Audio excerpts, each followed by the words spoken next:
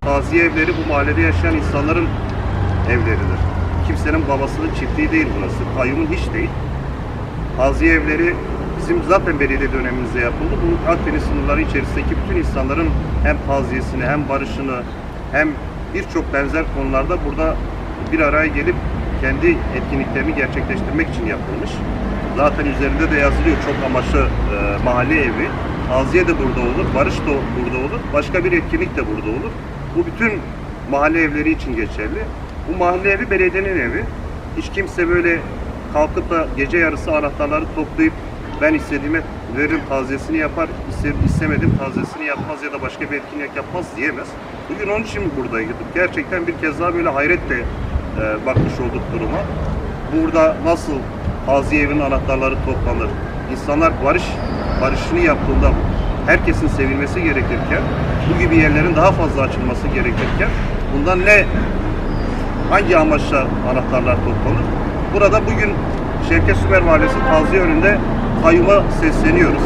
Zaten kayyumun kendisi halkın iradesine yapılmış en büyük darbedir. Kalkıp üstüne bir de halkın malı olan taziye evlerinin anahtarını toplamak ayrı bir suç pratiğidir. Biz bu mahallelerin avlularında da olsa kapıları kilitleseniz de bu mahalle evlerinin avlularında da barışımızı da yaparız, taziyemizi de yaparız. Ama çıkıp bu anahtarları toplayan zihniyete karşı da sessiz kalacak değiliz. Belediyelerin halkın hizmetine açtığı hizmet alanları, hizmet binaları, taziye evleri ne yazık ki bugün kayyum icraatıyla bir kez daha karşı karşıya kalmışız. Dün aldığımız bilgi itibariyle kayyumun muhtarları çağırıp taziye evlerinin anahtarlarını istediğini ve orada barış sağlandığını, o barışta da DEM Parti olarak katıldığını beyan etmiştir.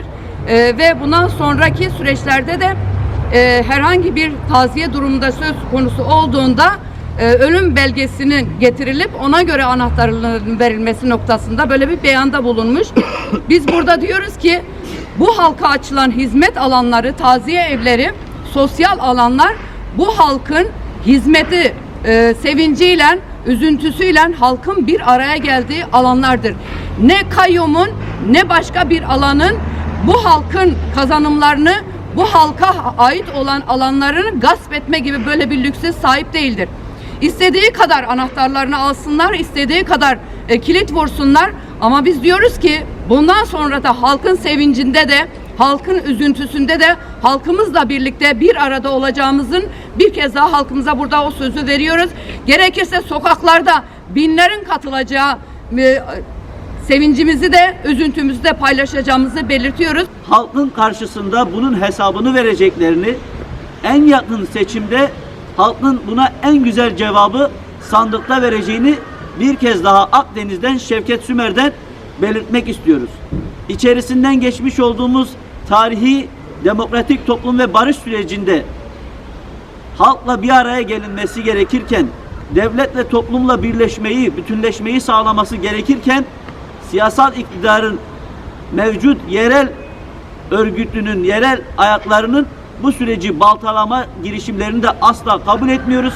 Akdeniz halkı iradesine sahip çıktığı gibi daha önceden meydana getirmiş olduğu hizmet alanlarına da sahip çıkacak.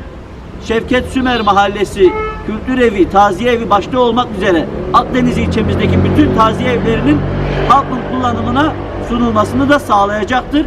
İlgili mercileri sorumluluk duygusuyla hareket etmeye çağırıyoruz. Em li vir bang dikin gelê Akdenizê.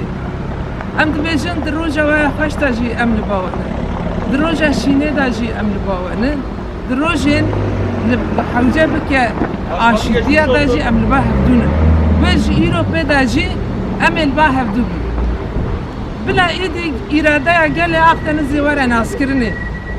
Li ser dinivîse li malê dibêje ji boî پر مقصد واره بکارانیم اف مال هاتیه بکرنی یعنی وقتی که هون دریه ور کلیت لی بخن اف گلوی جنر خیخواه دف جنر خیخواه برده نه امی آشیتی خواه لکولان جی بکن امی تعزیه خواه مال هف داده دلی هف دا جی بکن لی ام دستور نادم بهون ایدی بی حکم حقیه li ser vî gelê mazlûm bikin